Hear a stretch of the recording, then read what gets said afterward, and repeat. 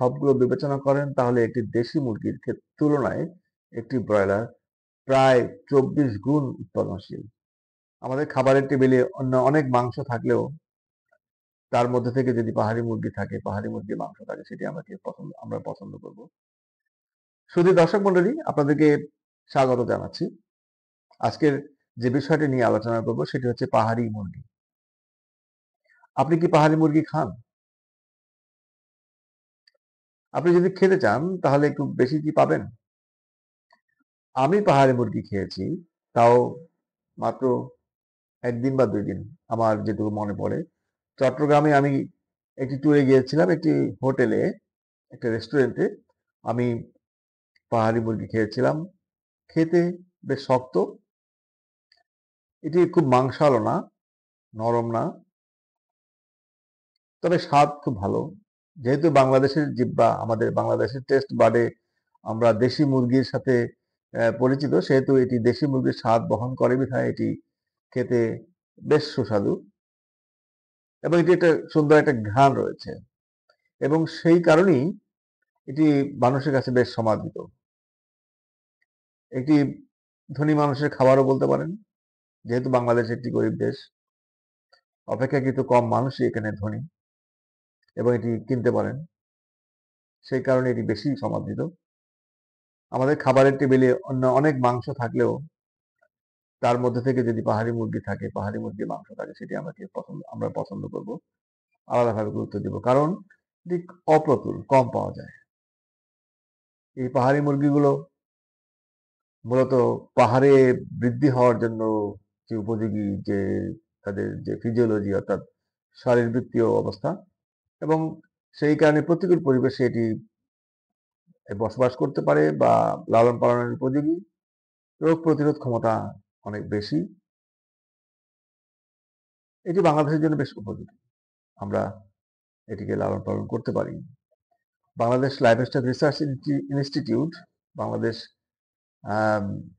পশু সম্পদ গবেষণা প্রতিষ্ঠান, একমাত্র প্রতিষ্ঠান সাভারে রয়েছে, সেটিও কিন্তু এই প্রতিষ্ঠানটিও এই পাহাড়ি মুরগিকে কিভাবে মানুষের দরবারে পৌঁছে দেওয়া যায়, এর উৎপাদনশীলতা কিভাবে বাড়ানো যায়, সেটি নিয়ে গবেষণা করছে। কিন্তু এইটি কখনোই আমাদের ফার্মের মুরগির মতো করে উৎপাদনশীল হবে না, এবং উৎপাদনশীল হবে না বলেই এর মূল্য অনেক বেশি পড়ে থাকে। আমার প্রশ্ন হচ্ছে, এত দাম বেশি পড়ার পরও এটাকে কতখানি গুরুত্ব দিব আমরা? দেখুন, ভিন্ন ভিন্ন প্রজাতির পশু সম্পদ রয়েছে এবং সেই ভিন্ন ভিন্ন প্রজাতির পশু সম্পদগুলো ভিন্ন ভিন্ন লেয়ারে, ভিন্ন ভিন্ন লেভেলের খাদ্য ব্যবহার করে থাকে। আপনি যদি চিন্তা করেন, মুরগিগুলো যে খাবার খায়, সেই খাবারগুলো আবার গরু কম খায়, বা গরু যে খাবারগুলো খায়, বা গরুকে আমরা যে খাবারগুলো খাওয়াই, বা তাদেরকে যে খাবারগুলো খাইয়ে আমরা লালন পালন করতে পারি, সেগুলো আবার মুরগি কিন্তু কম খায়। অর্থাৎ ভিন্ন ভিন্ন লেয়ারে ভিন্ন ভিন্ন ধরনের খাবার রয়েছে বা খাদ্য জাল রয়েছে, সেটি কিন্তু ভিন্ন ভিন্ন প্রজাতি খেয়ে থাকে। পাহাড়ি মুরগিগুলো ঠিক ঠিক একইভাবে আমরা বিবেচনা করতে পারি। এটি অনেক উৎপাদন বাড়লে এটি ফার্মে মুরগি যে কমে যাবে তার কোনো সম্ভাবনা নেই। অর্থাৎ এক শ্রেণী মানুষ, যার ক্ষমতা বেশি, ক্রয় ক্ষমতা বেশি, তিনি এই মুরগিগুলো কিনে খাবেন। যার ক্রয় ক্ষমতা কম, সে অপেক্ষাকৃত কম মূল্যের যে খাবার রয়েছে সেটি কিনে খাবেন, এটি স্বাভাবিক।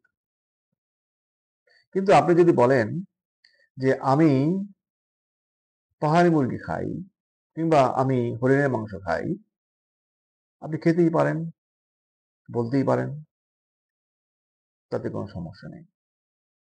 কিন্তু সমস্যা হচ্ছে, আপনি যদি বলেন আমি ফার্মের মুরগি খাই না বা ব্রয়লার খাই না, ব্রয়লারের স্বাদ ভালো না, কিংবা ফার্মের মুরগি ডিম খাই না, ফার্মের মুরগির ডিম দেশি মুরগির মতো স্বাদ না, তাহলে এটি একটা দৈন্যতা। এটি একটা গরিব চিন্তা, মধ্যবিত্ত চিন্তার বহিঃপ্রকাশ, যা আমাদের এই পোল্ট্রি ইন্ডাস্ট্রিকে ব্যাপকভাবে প্রভাবিত করতে পারে। তারপর যদি আপনি একজন স্বনামধন্য ব্যক্তি হয়ে থাকেন এবং আপনার কথায় আপনি একজন আর্টিস্ট হয়ে থাকেন, খুব নামী ব্যক্তি হয়ে থাকেন, তাহলে আপনি এই কথা বললে একটা বিরূপ প্রভাব পড়বে ইন্ডাস্ট্রিতে বা পড়ে থাকে। আমরা সেটি থেকে বিরত থাকা উচিত বলে আমি মনে করি। দেখুন,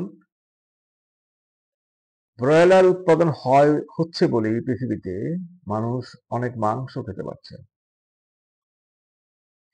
ডিম পাড়া মুরগি যেগুলো স্ট্রেইন বেশি পরিমাণ ডিম পাড়ে, বছরে ৩35টি ডিম পাড়ে, এই ধরনের মুরগি লালন পালন হচ্ছে বলেই পৃথিবীর মানুষ অনেক পরিমাণ মাংস খেতে পারে। এটা শুধু বাংলাদেশের জন্য প্রযোজ্য নয়, এটা সমগ্র পৃথিবীর জন্য প্রযোজ্য। কারণ অন্য কোনো প্রজাতি এই পরিমাণ খাদ্য রূপান্তর দক্ষতা নেই। একটি ব্রয়লার,